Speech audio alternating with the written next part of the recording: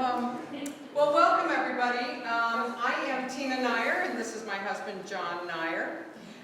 We have owned and currently own a historic home for how many years now? Since 2000, well, this one since 2017, the one before this, 2009.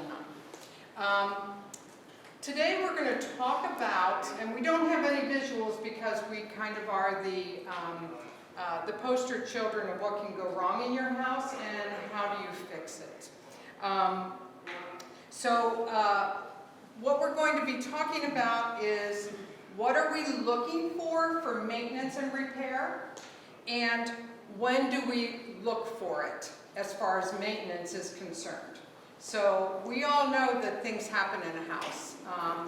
A particular instance that happened with our home, it was early on in 2017. We had had a home inspection, and the inspector did not catch some things on the exterior of the house that needed to be taken care of. We were taking wallpaper off the wall and putting on paint inside the house when there was a torrential downpour. And I was walking up the stairwell where we had freshly painted plaster, and there was a bubble, and I poked it. And I had an indoor water feature after that. So, John... It was good paint we used because it was holding the water there. He always blames me because I poked it. Yeah, it would have been fine. But what we knew we had some box gutter issues when we bought the house. I actually negotiated one of those with the previous owner, but I didn't negotiate enough. Our box gutters, they were the old, they had the original tin, they'd been coated, but they needed more love and care. They had tried to handle a problem one time by adding a downspout, which was bootlegged in, it really didn't do much good. So what was happening is it was overflowing or running behind the box gutter and down the wall, the masonry wall. So water was coming in through the masonry, then it penetrated the plaster, and then Tina found it. And by the way, that was not a one towel dry. So, yeah, shit happens. Now what do you do with it? When we come to roofs and gutters, you want to make sure you keep your gutters clean. The old tin box gutters are great. They don't make metals the way they used to. So if you need to coat it, if they're in good shape, you can paint them. But there is now silicone material that's brush on, which has about a 20-year life, is what roofers told me when they just coated another roof for us. We are able to handle that along with having the roofer come in and fix the drain for us. And so we had repair issues that needed to happen in the house, that being a more immediate one. So how did we approach it? Well, we first did the box gutter and made sure that that was in good shape. Then the downspout had been gerrymandered to be a Y that came down to 1. We changed that out to a single downspout, and then we hired a good mason to do the tuck pointing on the exterior of the brick.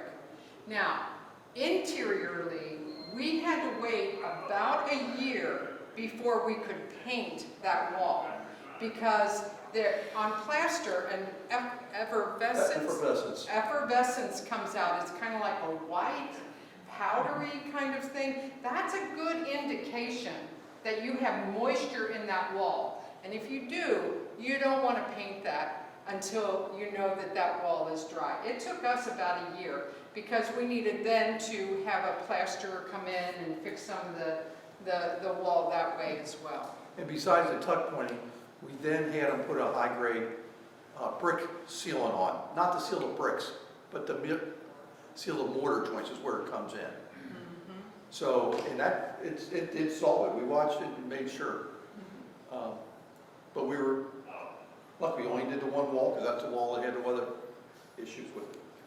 By the way, this is an interactive thing, so if you have questions, Yeah. just please shout them out for us. So, John, do you want to talk a little bit about box gutters beyond what we found? Well, we have box gutters around the whole house. So one of the first things I did, I had the roofer coat them for me, higher than I wanted to get up. I found a place where he didn't get it, and I was able to get it myself out of a window. We had a tin roof over the kitchen, which, okay, it had been painted, and I wanted to buy more time on it, so I just had this last year put the silicone material on it. And he's the one that told me that material has a 20-year life. It's expensive stuff. But it's out there, it actually works pretty well in the location. It's a flat roof, so not too many people can see it, but it blends with the other roofs around. Our porch is where we knew was what I was negotiating on originally. I knew there was a leak in the front gutter there. That was too far gone. I ended up putting my own silicone patch in it because of the lower roof, but we knew we were on borrowed time with that. So we ended up replacing that whole roof, which is actually one of the things when we first drove down the street. So we get this house, this is what we want to do. We ended up putting a copper roof on it. We put copper on, we could have put sheet metal. It would have been a pre-painted material, 20-year life. We went with the copper. It's going to be longer, but it's not going to last as long as the original tin roofs, but you cannot get that material anymore. It has ingredients we're not allowed to use, for one thing. And it just, you don't have that old style workmanship on it. And I will tell you that I have the benefit of living with a man who has been in the construction field for 45 years. So John is kind of like my in-person professional as far as that is concerned. But at the same time, we want to let people know that it's really important to ask around as far as professionals are concerned, find out who has done a good job on someone else's house, rather than hiring someone that you see on television, because a lot of their money is going into their marketing. And you want to make sure that you've got a high quality person to do these repairs, because they're not cheap.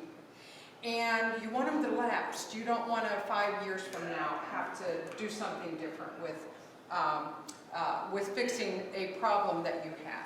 So. And one of the things, to follow up on Tina, we're not fans of flippers. The house looks pretty when you move into it, but what's it going to look like in a year or two? And we actually had one of our kids, they moved into Bellevue, a couple blocks from us, and we said, that's a flipper's house. What do you mean? Well, that means they just did what they had to get it in. But we really liked that house, okay, bought it. 2 years later, he says, I understand what you were saying, it was a flipper's house. The things that he had to fix. And we're still doing that. I think I'm supposed to go over there today and fix a cabinet that's fallen down. So, doing it, knowing the contractors, you ask your neighbors, who have you used? Are they good? Good, the bad, the evil? Find that out. Get references. Versus just buying price, because buying price means you can do it twice sometimes. Sometimes you get lucky. So, yeah. Those little metal wire balls that you can put on box gutters or whatever at the top of the downspout. Do you use those? Do you recommend? We don't, but our high roof is high enough, we don't have any trees up there. And I have to clean out the one on the porch. You know, I'm out there a couple times a year, at least when I'm doing the lights, and put them up and down for Christmas. Yeah, but for the most part, that's another good thing to think about is, you know, your house, where are the trees, how high up are they? And fall and spring, because there would be seedling kind of things that would come down in the spring as well as leaves in the fall. And you want to make sure that if you can't do it, you've got somebody who can get up on a ladder and look at those things, because otherwise you can have some real serious problems. We have wrapped box gutters, so we have aluminum around our box gutters. When we were looking for historic tax credits, we decided to take the risk of uncovering the front box gutters. And we found that the wood was in pretty good shape. We're leaving the other wrapped because we don't know what the wood looks like under that. And for right now, it's better than the proposition of $20,000 or $30,000 to replace box gutters. So, I'm going to go back to your question. yeah, They are good from the standpoint that they keep everything from going down your downspout and then clogging down below. If you have access and it's already into the storm sewer, you're good to bad. Having them on there, if you don't look at and get the stuff that's keeping it out there, it's going to fill up your gutter, and then water can go where it wants. So there's pros and cons. Me, I can, if it's down low, at least I can put a snake into a downspout or have somebody come do it. So I don't use them. Not to say I have used them in the past on newer houses and just know what happens with them. I've tried gutter screens on them, and they only work halfway. any other questions on that? Let's, yes, ma'am. In regard to a contractor, I recently had an unfortunate experience. A neighbor recommended a contractor to replace some beadboard under the eaves of the roof. And I didn't realize that they subcontract Yeah, that's common. to non-English speakers. Yeah. It was a horror. Okay, okay. And it was a question I would never have thought to ask. Yeah, that's right, yeah. Interesting, yeah, that, now that I think about all the work that I see, and we live in Bellevue, and now that I look at all the work that we see going on around us, a lot of it is non-English speaking people that are doing the work, and therefore you can't call them out on it, Interesting, yeah, yeah. I'm still doing construction, and I have masonry contractor hires a lot of Hispanic. Roofing companies do. And yes, it's a hard time communicating with them now. I'm lucky enough that they usually have somebody there who can do it. I pretty much insist on it. There are ways you can communicate with them, and most of them will listen in some way where you can point. Now, getting up on a roof and pointing is a challenge in itself. You can always call your contractor, hey, I don't like what they're doing. Come out here and tell them to change it. You're paying the bill, so you're allowed to do that. I wouldn't say, hey, make sure don't send any non-speaking people. You may say, I need somebody that can communicate on the job before you sign a contract. But I wouldn't want to exclude them because they are good mechanics, a lot of them. But I'd say that most of them probably are. Maybe what they're told to do, which may not be a good practice. So that's cut back to your contractor, not the worker all the time. That help? Any other questions? Let's talk a little bit about masonry and paint on the exterior. There is a commercial building on Fairfield that friends of ours own, and they are forever having issues. They've got painted brick, and you can see on the side of their building where the brick is painted because, or where the water damage is. So let's talk a little bit about that, John. Well, brick originally was put up, and they didn't use paints on it. They put in mortars to keep it there. You put paint on brick, it's like putting lipstick on a pig. It's going to come off. And it's going to make it look good for a couple minutes, but how long? Water's still going to be able to get into it after a period of time because the brick's going to move differently than the paint's going to, and you're going to get a crack, and it's going to start absorbing it. The old bricks are a soft brick. So you don't, they can absorb a little bit, and then they weep it back out. Well, you get a little crack in the paint, brick absorbs it, it lets it out in a little different place. You get a bubble. The bubble eventually breaks off, like the inside of the house. Or it comes in through the house if the seal of the paint is strong enough. So now, the first thing is, don't try and freshen your house up by painting a brick. Tuck point it, pressure wash it to make it look fresh. Keep it the way the house was. These are historical houses, and they were not painted. And if you have a painted house, painted brick house, You're going to want to walk that to see if there's evidence where there might be like a chalking that's coming down or where the paint is peeling. Those are indications that there could be some water issues going on underneath that paint. Yeah.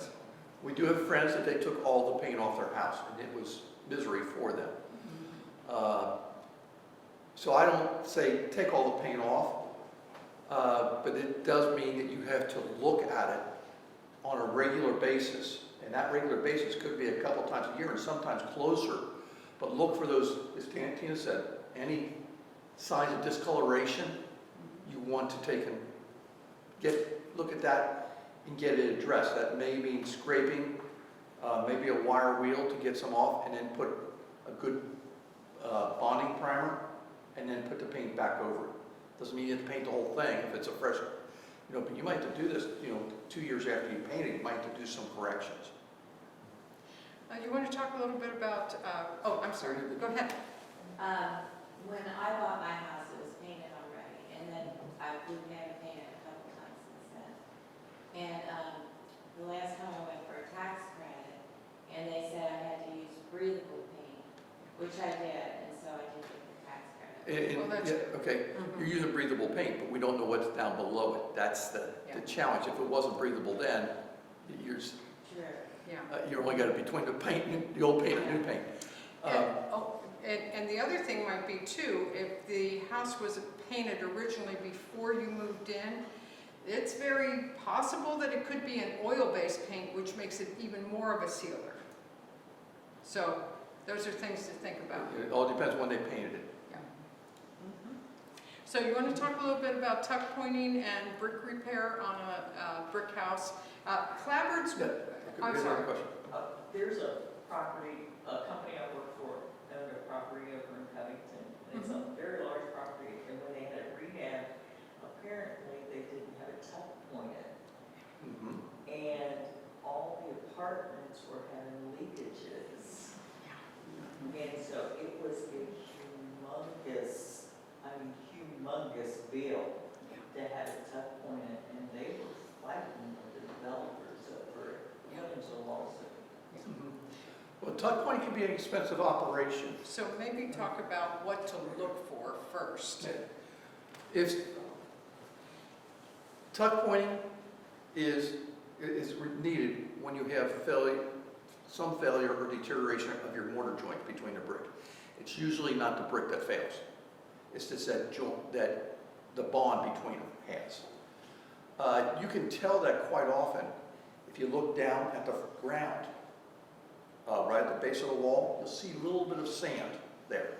That means the mortar is deteriorating and coming on down. It can be very little, so you gotta look at it close, and if you got dirt there, it can intermingle with the dirt real quick. But that's a telltale. If you see chunks of mortar coming out, if you see that sanding, that means you have to do something. You should be doing something looking at it. Looking at it from a distance won't do you much good. You have to almost be on it. That's when you call an expert in that can do that. If you're going to tuck point, you have to get somebody that understands the brick and the mortar. The mortar always has to be softer than the brick itself. We have these soft clay bricks, a lot of them. So you cannot go to Home Depot and buy your mortar because it's going to be too hard. And now when you get the natural expansion contractions, the brick's going to swell. It's going to break the brick instead of crushing the mortar. And it is. The walls and the heat and the cold, there is a lot of movement. I tell people on new brick, the brick is always the shortest the day you lay it. From there on, it's growing because it grabs the moisture. They've used a kiln to dry it. Now it's grabbing the moisture and it's swelling a little bit. So you can get that. That's what's going to make mortar joints go bad over time, but usually not that quickly. But you have to get up close. When we did ours, we said, okay, well, I knew we had the tuck point and waterproof it. I had the mason come in. We built the scaffold. He pressure washed everything, figured out where he had the tuck point, took those joints out, tuck pointed it, let it cure for 2 weeks, and then came back and did the waterproofing. The other thing that you have to remember is if you're in a historic district, these things have to be approved by your Historic Preservation Commission. In other words, you need to contact your city, the representative, and say, hey, this is what we're doing. And they will then either direct you to go before the commission, or they can staff approve it themselves, so. And the mortar, make sure you get a colored mortar, so it blends. Because the worst thing you want to do is just show everybody where you just did it. Ann, do you have a question? Yeah, foundation. Most of our stone foundation. Yeah. What kind of stone is that? And what kind of mortar do you use for the stone foundation? I've got a couple of places I have to put some mortar back in, and I talked to one of our masons, and he said I can go to Home Depot and buy the mortar for that. Okay, so regular, Because that stone is so hard. oh, You're not using a shale, because it's not long enough. That's a clay that just, the water's gone out of it for a while. It's going to be, around here, it's probably limestone. okay, so just regular mortar is good for that. Yeah. You have a question? There's a reason. On the pointing, the soft mortar that you mentioned, Yeah. is there a product? Do you know that, can you brush over to the end, like, mix? Quite often they do hand mixing, or they know what they're going to do, or they're buying specific product. It has more lines in it and stuff like that. And as a homeowner, you want to ask the question, are they going to match the dye of the existing mortar? Because that's very important. Otherwise, it sticks out. And most historic preservation commissions want you to match that dye. So that's a question that you should ask your contractor if they're going to do it for you. The company I work with, we have a historic masonry division, so that's who I have come in. I don't know exactly, I know that they can get the different grades of mortar, some comes in bags and some they have to just hand mix. So it's an experienced mason that knows how to do that stuff. You had a question? Yeah, you talked about waterproofing brick. Yeah. Say that you don't need to tuck point, is it wise to go ahead and waterproof your whole house? From the brick? The rule of thumb is don't put waterproofing on if you don't need it. It's a clear Band-Aid on it, but it's not, it's a penetrating Band-Aid. It soaks into the mortar joints and tries to seal. Different ones have different products, but tries to clog up that joint, and that's repel water from coming into that joint. You don't just waterproof the joints, you waterproof the brick too, but the brick's not what we have to really keep the water out of. Does that make sense? Sounds good, I'm just curious if that was common practice for, No, we do not do that on new construction. okay. We do it where there's an issue on an existing building. Like spalting, right? I'm sorry, what? Like the bricks are spalting. If they're brick, you got definitely water in there, and it's in there, and it's frozen the surface and popped the face off. Because, and that's one of the things, if you put the waterproofing on there, and then some moisture gets in somewhere else and gets to that brick, it can keep it from venting out. As much as keeping the water from going in, it's keeping the water from coming out. So then you can get that winter freeze. Yes? I had a question. You mentioned about the faces of the brick popping off. Yeah. We have a garage behind our house that was built probably in probably in the 40s or something. Well, the bricks around the base of this garage, all the faces are popping off, and it's like, what's going on? That could be salt related too. You got a driveway there? Yeah. It's at the The base. salts can affect that. Mhm. The salts they heat up, melt the ice, but that makes it where it can penetrate easier. And so you can do that. Yes, ma'am. So I live in Bellevue, and like most of the city is a historic district that I've seen on a piece of, a map. But when I bought my house, they didn't specifically tell me that it was like a historic house. Do I just assume that I'm in the historic district and have to follow? What block do you live on? I'm in Fairfield in the 700 block. You're in the historic district, yes. We're on Foot, and we're in the 200 block of Foot. So yes, you're in an historic district. Now, what that means for you is, yes, there are things that you have to pay attention to when you're doing anything to the exterior. But it also means that you have the benefit of, if you're doing anything over $20,000 in renovations on your home, you can apply for historic tax credits, and it's a generous, generous amount of tax credit you can realize in Kentucky. It's 30% of approved renovations. How is that, do I do that through the state? It's through the state, the Kentucky Heritage Foundation, or the Kentucky Heritage Organization. Thank you. Yeah. If I can interject, Katie Wolfram is giving a presentation at 2 on the tax credits. Yes. Oh, yeah, no, I heard that. Yeah. Yeah, she said things are changed this year, but they have $100 million. Yeah, it's a very generous amount. There are real specifics. There are real specifics that you have to pay attention to. We have just finished our first round of tax credits at our home, and you know, there's things like you can't expose brick, you can't move a wall, you can't open a doorway. There's a lot of different things that your whole project will be rejected if in fact you don't adhere to what the ordinance says. And one of the things we had to do is go in and take every room, take pictures of it, every wall, and identify where it was on a map beforehand, and then afterwards we had to do the same thing. Yeah. Yeah, so there's a number of steps. If you ever need some help with that, let me know, because I've been doing a lot of that work with other people. People will call me and they'll say, da-da-da-da-da. So, yeah. Anna? Since you just moved in, Bellevue, and I have a question, like if somebody moves into a house that's in the historic district, somebody did not get the appropriate COA or something like a fence, and then the house is sold and the new owner, are they responsible for bringing that house back up to historic No. standards? Even if it's been within the past like 4 or 5 years? In the state of Kentucky, if you're looking at tax credits, they want to see what is existing now. They are not responsible for making that new at this point in time.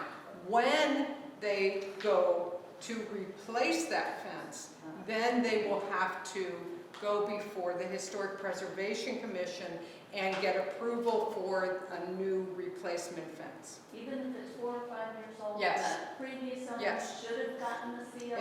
It doesn't matter. It doesn't matter. I used to be on the Historic Preservation Commission, so I know.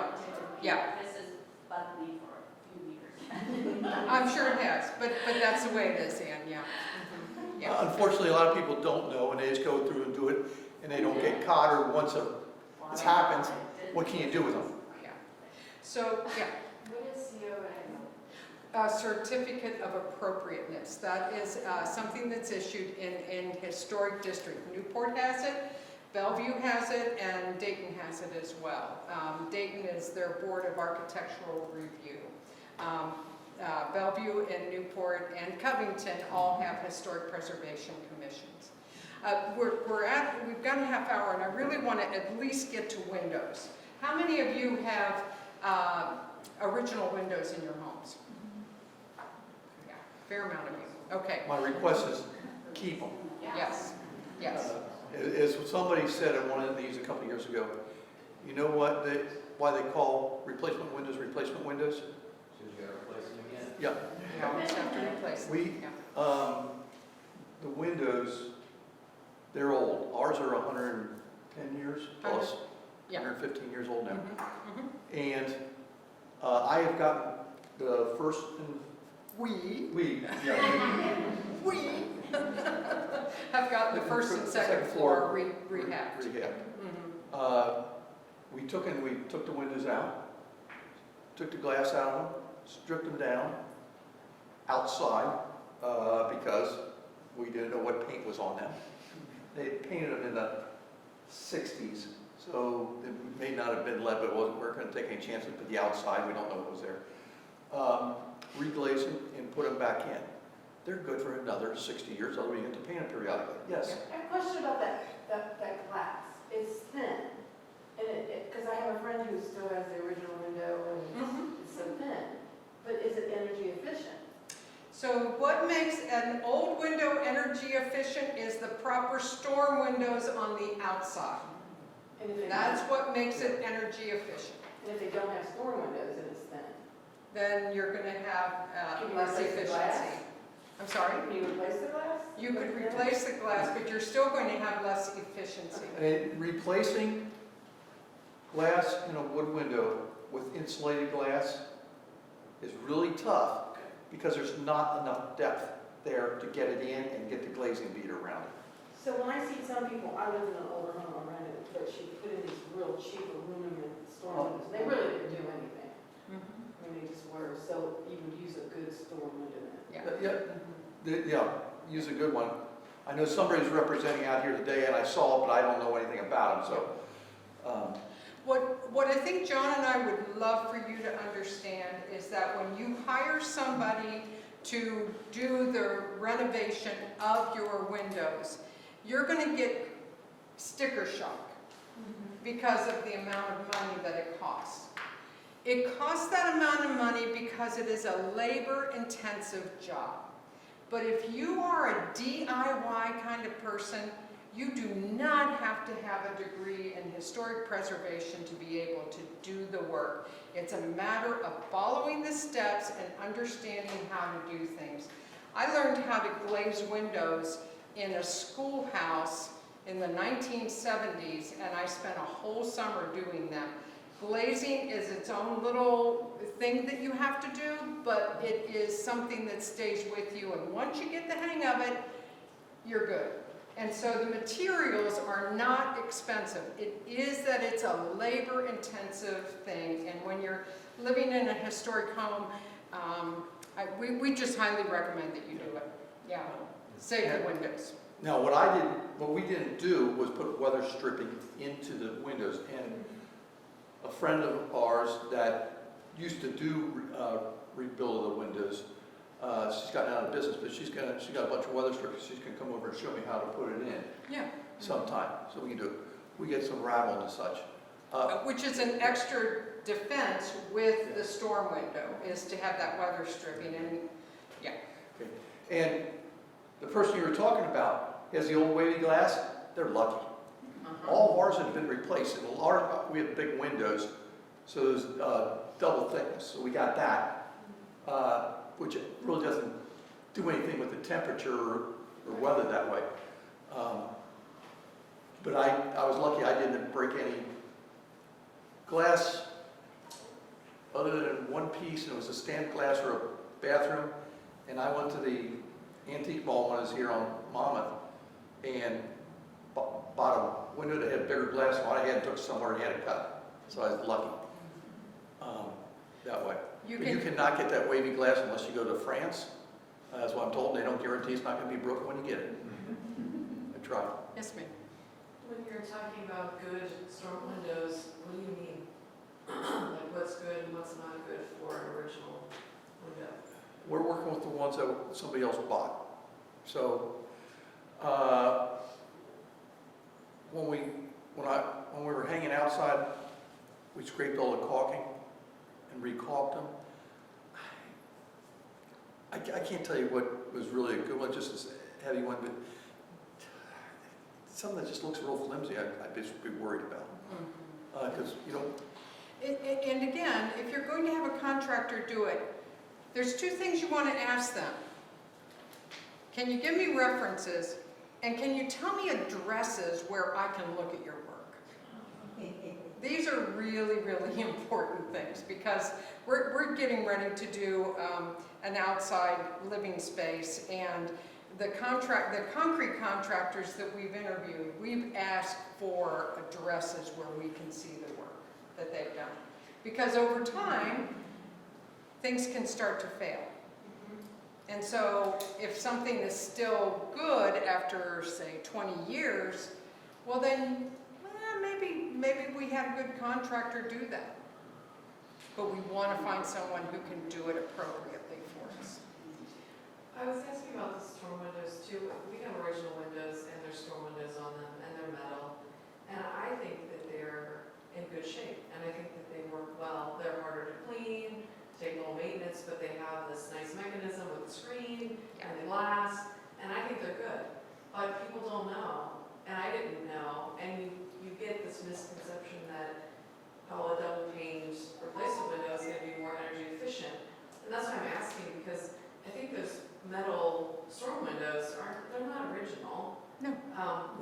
we actually have some original framed, wooden, storm Sure. windows that go into a bay window that we have, and so we still have that intact. And it's permanent, but to have the screens so that you can have fresh air and open, I think the metal ones were what happened later. They are, yeah. But I think some people think that's not efficient, and I'm learning that no, I think that actually is even more efficient. I will contend, yes, I could probably put a new window in, and it'll be a little more efficient. But what I've just spent on it over life and replaced it, over life and replaced it, I probably haven't spent any more energy. Now, Yeah. I've used more energy, but the dollars for dollar, I think, I'm less costly. So when you can take out that window and you can look at the construction with the brick or with the clapboard, whatever frame you are looking at of the house, you can see how this construction was put in to maximize heating and cooling, because in these homes, the heating and cooling was from the windows, the transoms, the door. They were not from an HVAC system. Yeah. Some of the notable windows, I bought a historical home in the past year, and it's been, just learning nonstop. Somewhere in the past year, I saw or watched something, like the energy efficiency of a window is next to nothing. There's not a whole lot you can do about that regardless, with neglect. So if we're talking very small degrees, like your wall is the energy efficiency of 50 and a window is 1. And, you can do all you want and then it'll be 2. It'll never be that great, so. Yeah. I mean, yeah, And that's my thing. You actually said it better than I can. yeah. I'm trying to remember that one. But we have plaster walls. We have brick with plaster on them. During the winter, I can go up and feel that cold, or during the summer, the sun, I can feel the heat on the wall, on the inside. I can't change it because I'm not going to take and fur it out and insulate it and then drywall. And it's not meant to be that way anyway. There's a couple different treatments that we've seen. There's some houses that have double brick walls, and then they have lath, and then they have the plaster. That is a well-insulated house. Our house, we kind of figured that the people who built this house were into everything looking beautiful. They wanted everything to look beautiful.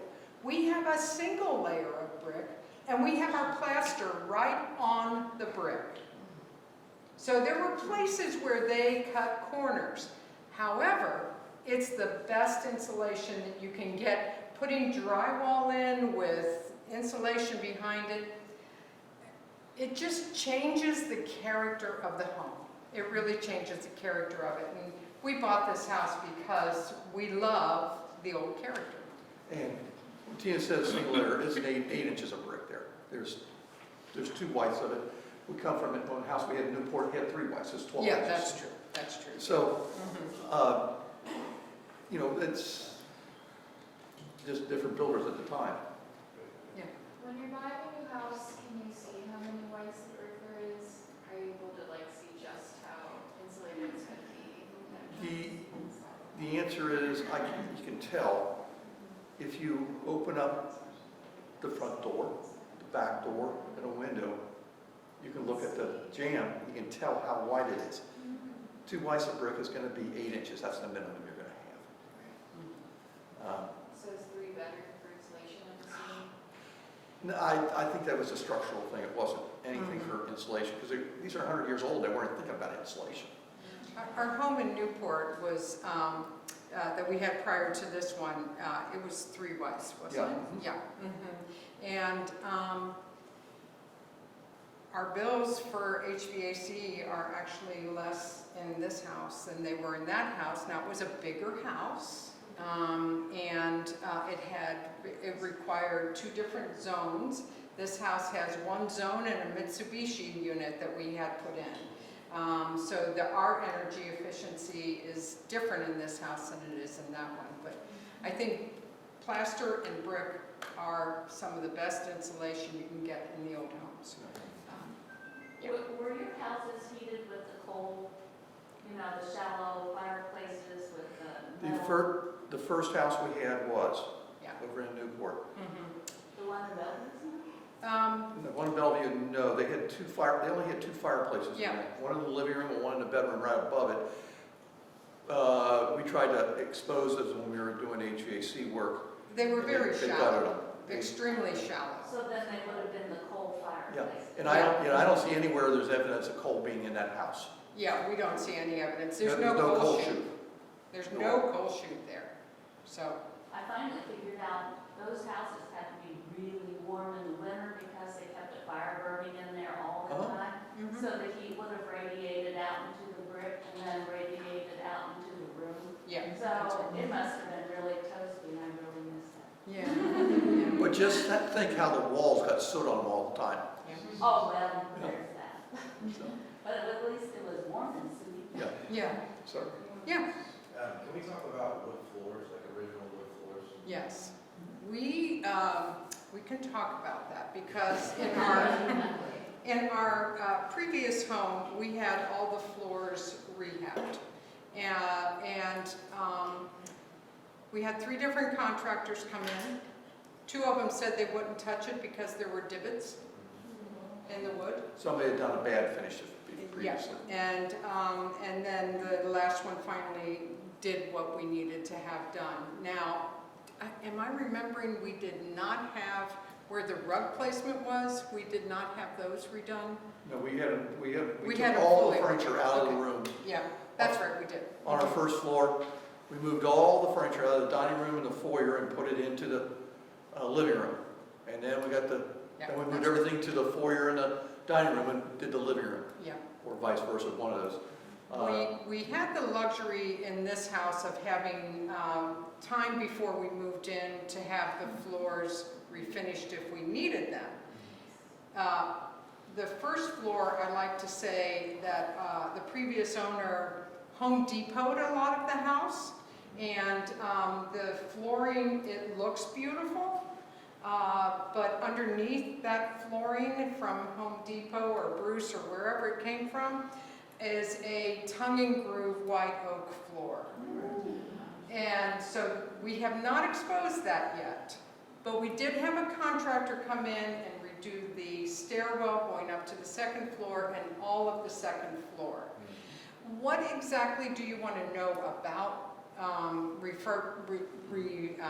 renovate or Refurbishing. rehabbing wood floors? I just want to keep it in the best condition for as long as time possible. It is, it's on the roof floor, and I just want to make sure it's, withstands time. So, Yeah. You can only refinish so many times because they sand it, it gets thinner, okay? Any floor is going to be that way. So it depends how much they've taken out of it. The one we did in Newport, it actually was a pine floor and it was not tongue and groove. So I could go down in the basement at night with all the lights off and I could see where the lights were on in the house. Yeah, right. yeah. When they sanded, the dust went down the basement. When they put the varnish on, or the polyurethane on, yeah, some dribbled down the basement. No big deal. We just covered things we knew was going to happen. Tongue and groove's better. I think it's better, a little bit dirty for a week, to sand and replace it. If you put a new floor on, a hardwood pre-finished, first of all, when you did it, there's no finish that's gone from piece to piece. It's all individual pieces. So if you get a spill, it can run right through it. Eventually, you're going to scratch it. You're going to want to refinish it anyway. And we had water damage from our refrigerator on this floor, and it cupped. So all these panels are cupped. It's one of the jobs we really need to do is to take that floor up. Our concern is that if we hire a contractor who just goes blump, blump, blump, blump, blump, and takes that floor up, what is he doing to the white oak? Is he splitting it? How much repair are we going to have on that? So we're kind of perfectionists when it comes to stuff like that. We don't want to have that kind of work that has to be done. There are all kinds of urethanes out there, and I would contact somebody about how much, when it's appropriate for you to re-urethane if you need to. Because some of those urethanes are plastic and they're indestructible. Okay, sounds good, thank you. You want to talk a little bit, let's talk a little bit about HVAC. So we had lived in the house for about a year, this current house, and it would be way too hot in the bedrooms, and it would be way too cold downstairs, or it'd be way too cold upstairs, and it'd be way too hot downstairs. So we knew that we needed to replace our HVAC. We also knew that we needed cold air returns, which required ductwork. And we had to figure out how to put that ductwork in so it would be appropriate for tax credits and not disturb the original square footage of the home. So, do you want to talk a little bit about that? We found out the previous two before us that had put air conditioning in the house. They had saved money by not putting air in on the second floor. So therefore, we never had a good balance. The third floor never had any heat or air conditioning other than the windows. So we did for the third floor, we just handled it with a mini split system that handles it. We are up there intermittently, so we keep it at a certain temperature. When we go up, I can get it heated or cooled in 15 minutes and be comfortable. So we concentrated on the first floor and the second floor. We replaced a relatively new energy efficient furnace with a new higher grade efficiency, newer furnace that had more capacity. Then we added more ductwork in. We had a family room that was added on in the 80s. Yeah. That never had any HVAC in it. They just used roll-around units. So we had them climb underneath the crawl space and put ductwork in there. But how did we do that? They had already closed off, when they redid the bathroom, the old back steps, the staff steps down to the kitchen. So we were able to use that to get well, that was actually the supply was there. We exposed it and added more to it. We were able to get returns to the second floor. One, we had a butler's pantry in the dining room that already had some supply diffuser going up to it. Well, we opened it up without taking the pantry out, cut a hole in the floor and up in the bathroom, and we're able to fish a new duct up, duct it through the ceiling by putting a little bulkhead in the bathroom ceiling into a bathroom, or into the bedroom. That covered one of the bedrooms. The other one, where we had the fireplaces, they had closed us up for ductwork. We opened them up. There was room to get another ductwork. Actually, we took another piece of duct up for heat and one for cooling. That's right. In there. And I then cut the third flooring up. So that we could, yeah. So I could take it and run it in the joist space. We did that. Yeah. I cut it. You just pulled it up. So we were able to run the duct in there and then put the flooring back down again. So that helps us balance. It'll never be as perfect as what you would do in a brand new house because they have a lot more flexibility. Yes. Just to speak of that, I have one return in my house in the main living room, and then the top floor has nothing. And if I'm remembering right, it's usually the winter, summer, it's hotter up there, Yeah. freezing cold in the living room. So that second return would balance that out. It does, it helps And immensely. DIY-able. Well, Because I have now that I'm thinking about it, I have a way to put another, duct somewhere. I have a random closet that's not really a closet, it's mostly useless. So how old is your furnace and your air conditioning? I think it's 15 years. Then you probably want to consider yes. Just do it. something Yeah. different. You're Yeah, probably on borrowed time. yeah, yeah, yeah. And that is, if you're in a historic district, Everything in this house is on borrowed time. if you're, My wallet's on borrowed time. but if you are in a historic district, Yeah. HVAC is covered. It is one of the things that you can realize 30% tax credit on, okay? Speaking of the HVAC, one of the things, She said, I was like, ooh. One of the things that Yeah. One of the things that we uncovered, so we bought the house as a, 3-bedroom, 2-bath, 2.5 bath, okay?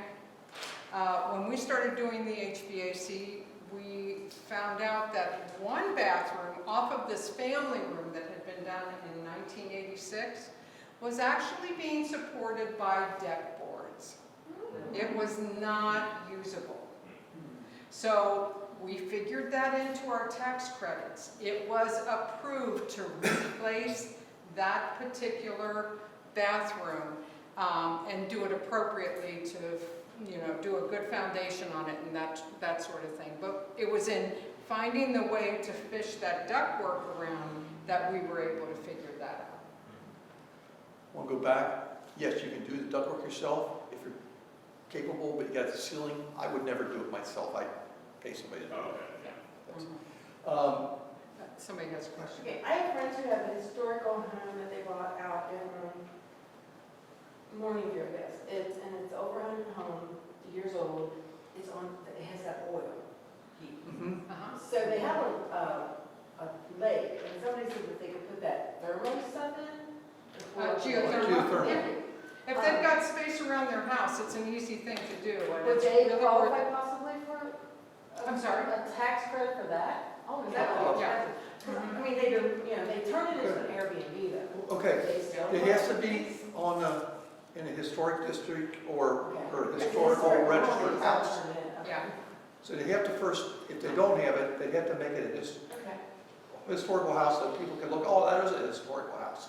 Okay. And just one more thing I'll say about the tax credits. I know we're talking about maintenance and repairing your home, but one more thing is that if you have a luxury if you're in a historic district. You don't have to prove a whole lot about the historic nature of your home. However, if your home is not part of a historic district, you have to figure out if there's enough significance in the home, in its architecture, or who might have lived there, to be able to prove that it should be on the National Historic Register. So a place out in Morningview that was an old home, they might want to pursue that.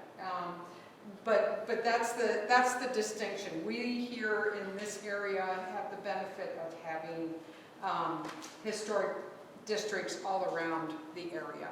Yes? I know you probably want to get other things, but since you mentioned it, do you have any experience of getting rid of those oil tanks in that home that had it?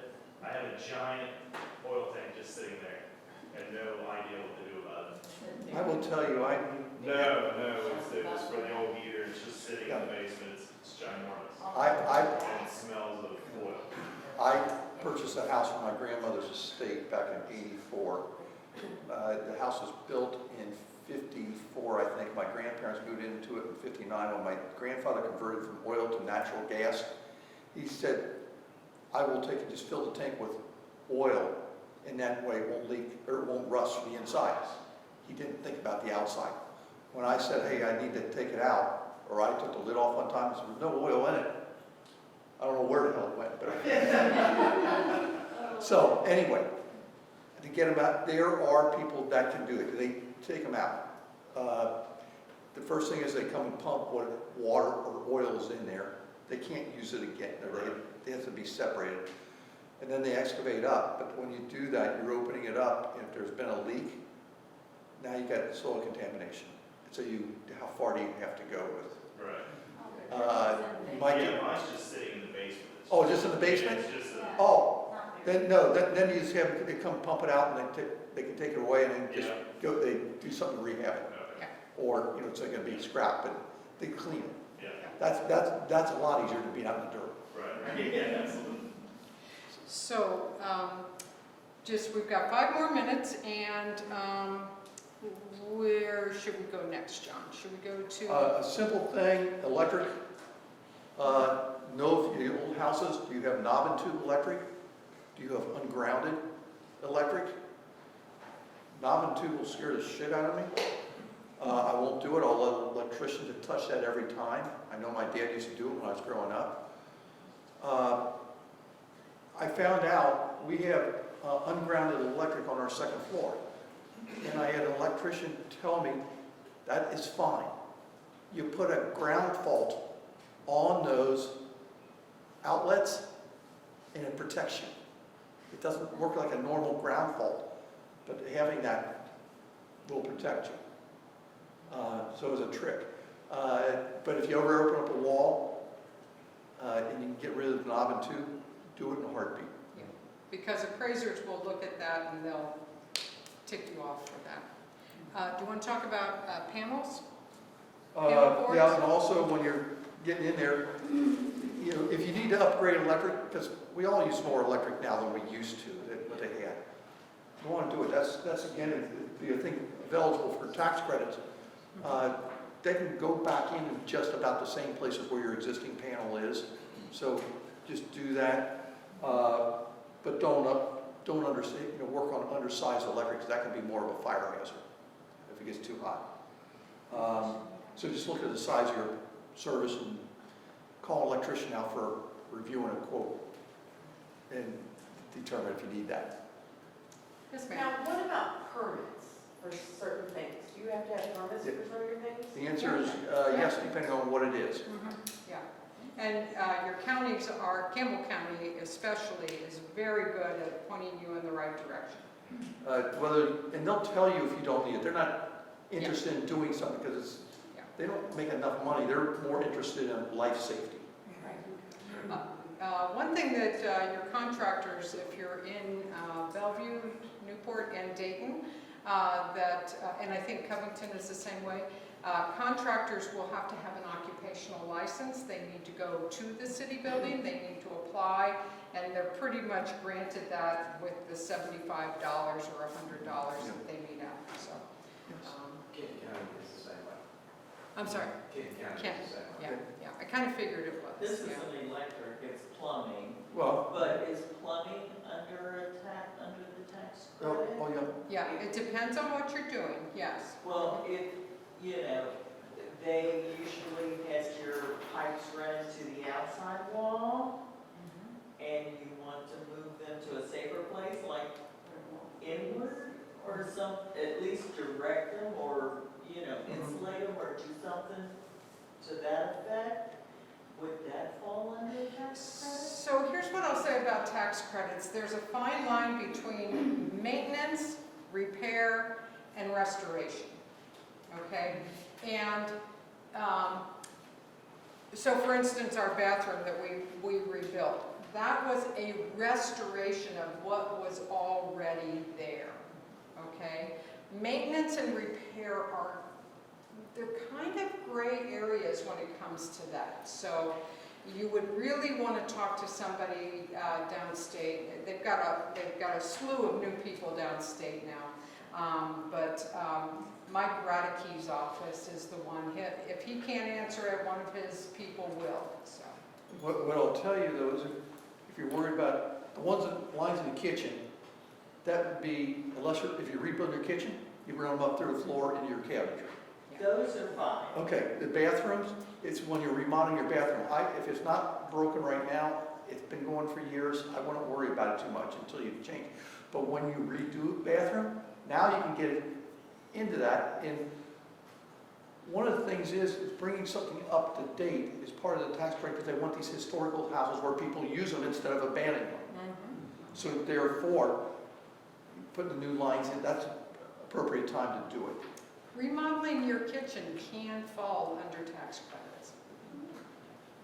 We have a friend that's doing that right now in Newport. Yeah. Any further questions? Any comments? Yes, ma'am. This electric question, do you have any tips on like, when you're renovating an older house and you're looking for contractors to be more careful about things like plaster and like, how do you vet those people? Do you just ask them, like, have you renovated a historic property? Well, that or you ask, well, hold it, have you renovated a historical house? Oh yeah, it could have been for a flipper, so watch yourself. Now, so say, okay, I want an outlet here. How are you going to get electric to it? And what's it going to look like when I'm done? You ask those questions. Now you go get say, hey, I want this, this, and this, and get your quote. Then you can ask those questions, but before you award it. know what you're getting. And where's your house? We're in Northside. You're in Northside. Okay. So you would want to call, you could also call Cincinnati Preservation Association and ask them about people who do work in the area. Okay? Yeah, I think it's hard when you have a historic home because you can go on and you can get a good recommendation from people who've had work done, which we've already had this problem, so I'm kind of asking for like, in the future, how do you avoid this? But you get a highly recommended person, but they don't know how to work with plaster, then they tear up all of your walls, and your electric is done, but your walls are destroyed. Yeah. And I don't think people know, like I had no idea that a really well-recommended And, electrician wouldn't know how to properly cut plaster, Yeah, right? Cutting it and patching are two different things. yeah, yeah. Is there a certification for that, like historic renovation certification for a contractor? Unfortunately, at this point, no. But you contact your commissions, your representatives. So in Newport, it's Scott Clark. I'm not sure who it is in Covington any For longer. historical. Yeah. Her name's Caitlin. Oh, Caitlin. Yeah, okay. Brian's last name. Brian? Yeah, Brian. okay, yeah. And then in Bellevue, you would call the city administrator and ask him, so. Or Campbell County, Kirk Hunter is actually overseen in Bellevue. And then in Dayton, there's really nobody to call down in Dayton because they don't have a staff person involved with that. So, And if you want to know how to research your house, Jim here is an expert on it. yes, yes. Raise your hand, Jim. There's plenty of places where you can learn how to do that. The people at Campbell County records, they are very helpful in teaching you how to look through the records to find out, go back and do deed work to figure out original owners. The original owners of our house was a man named Stephen Wagner and his wife Mary. They were only in this beautiful home for about 4 years before they sold it. And a man who had a butcher shop down on Fairfield Avenue by the name of Hayes bought the house from him, and it was in his name until the 60s when another couple bought it. And when we moved into the house, they contacted us. They gave us black and white photos of what the house looked like in 1962. We know the exact fencing that was up in front of the house.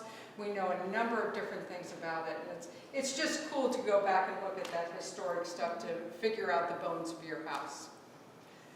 So I think we're a little bit over time, so we'll let you all go. Thank you so much.